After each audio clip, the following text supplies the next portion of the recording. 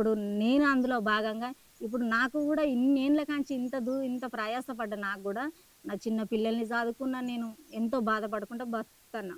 ఇప్పటి వరకు నన్ను గుర్తించిన పాపాన పోలే. మరి నా భర్త సావుకేం కారణం లేదా, అసలు నేను తిరిగినందుకు నాకు గుర్తింపు ఏం లేదని నాకు చాలా బాధ అవుతుంది.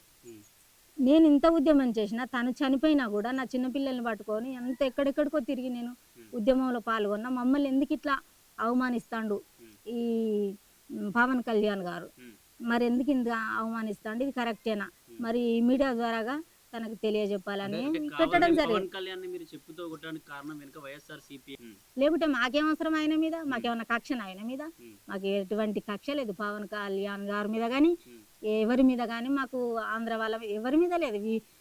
విభజించబడ్డాక తెలంగాణ ఆంధ్ర మాకేం వాళ్ళతో పొత్తు, ఇంకా ఫైటింగ్ మాకు వాళ్ళ దేశం ఏ పార్టీ లేదు, ఎటువంటి పార్టీ వైఎస్ఆర్ పార్టీ అసలుకే లేదు, అంతకన్నా లేదు అసలుకి. మా ఉద్దేశపరంగా మా కుటుంబాల వాళ్ళని మా ఉద్యమకారులని మాకు సహకరించిన సార్ వాళ్ళని అవమానించడం వల్ల, మాటలు అనడం వల్లనే మేము ప్రెస్ మీటింగ్ పెట్టడం జరిగింది. పృథ్వీరాజ్ మీకు ఎలాంటి సాయం చేసిన అని చెప్తున్నారు మీరందరూ కూడా? ఏం సాయం చేసిండు మీకు? ఏం సహాయం చేసిండు అంటే ఆర్థికంగా చాలా. నేను ఆయన చనిపోయినప్పుడు చాలా ఇబ్బందికరంగా ఉండే, చిన్న పిల్లలు, అసలు నేను బాలంతా ఎటుపోని పరిస్థితి నాది, చాలా ఇబ్బందికరంగా ఉండే.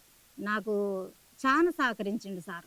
ఇప్పుడు దీన్ని ఇక్కడ వదిలేసేది కాదు కదా, విశ్వాసం అంటూ మాకు ఉండాలి కదా అని నేను ఇప్పటి వరకు కదా ఇంకెప్పటి వరకైనా చెప్తాను, నా ప్రాణం ఉన్నంత చాలా వరకు